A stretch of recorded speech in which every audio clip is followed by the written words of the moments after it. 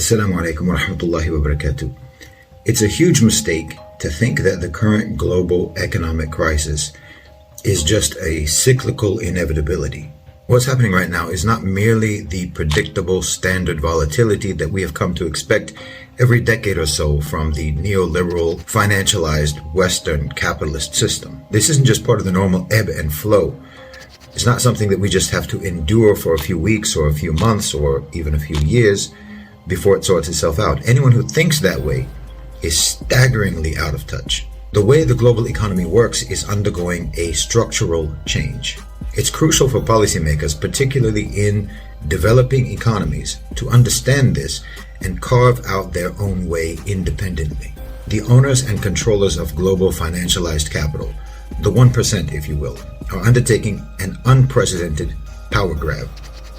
And without independent planning in the global south and the developing world, we will see entire regions turned into serfdoms. The war in Ukraine is only minimally a military conflict between the Russian army and the Ukrainians. That's the smallest part of this conflict, and those are the smallest and least important players. This is not even a war between Russia and the collective West. This is a war by monopolistic private sector superpowers to subjugate Europe and to enslave the global south, particularly Asia.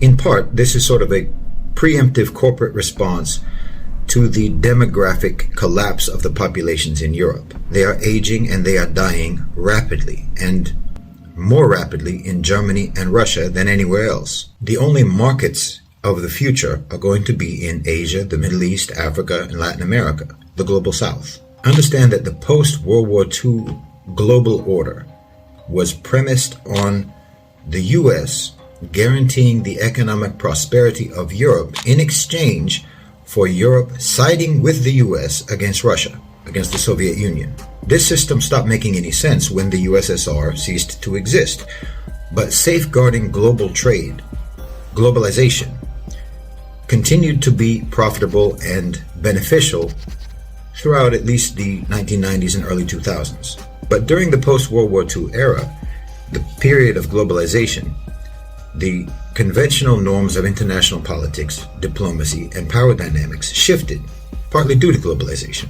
What made this change was that you had the emergence of corporate superpowers, you have the radical financialization of the economy, and you have the hyper-accumulation of wealth by an increasingly smaller and smaller number of people.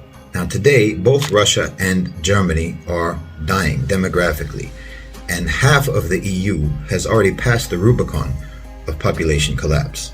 The post-World War II order has been an investment of diminishing returns for at least a decade, and the owners and controllers of global financialized capital are abandoning that system. With the European population in rapid decline, the unipolar global superpower of private financialized capital no longer see them as a profitable population.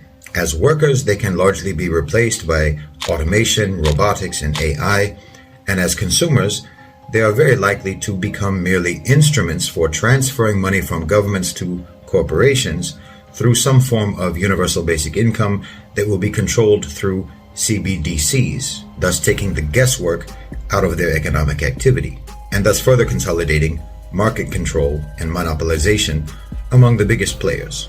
And war and conflict in Europe will perhaps become the continent's greatest method for contributing to corporate profiteering. Now, the global south, Asia, Africa, the Middle East, Latin America, they still have robust demographics. Their worker and consumer pools are reliably replenishing. The process of industrialization and general prosperity in the society that occurred in Europe and the West for the last century will likely be replicated in the global south, except this time it will be done under the control and management of existing corporate power, meaning all development will be pursued under the auspices of that power and for the benefit of that power. If leaders in the global south do not recognize this, or if they opt to collaborate with existing financial and corporate institutions, because doing so will bring superficial prosperity at the expense of genuine independence and economic sovereignty, they will deliver their people into subjugation. Jazakumullahu khairan wa assalamu alaikum.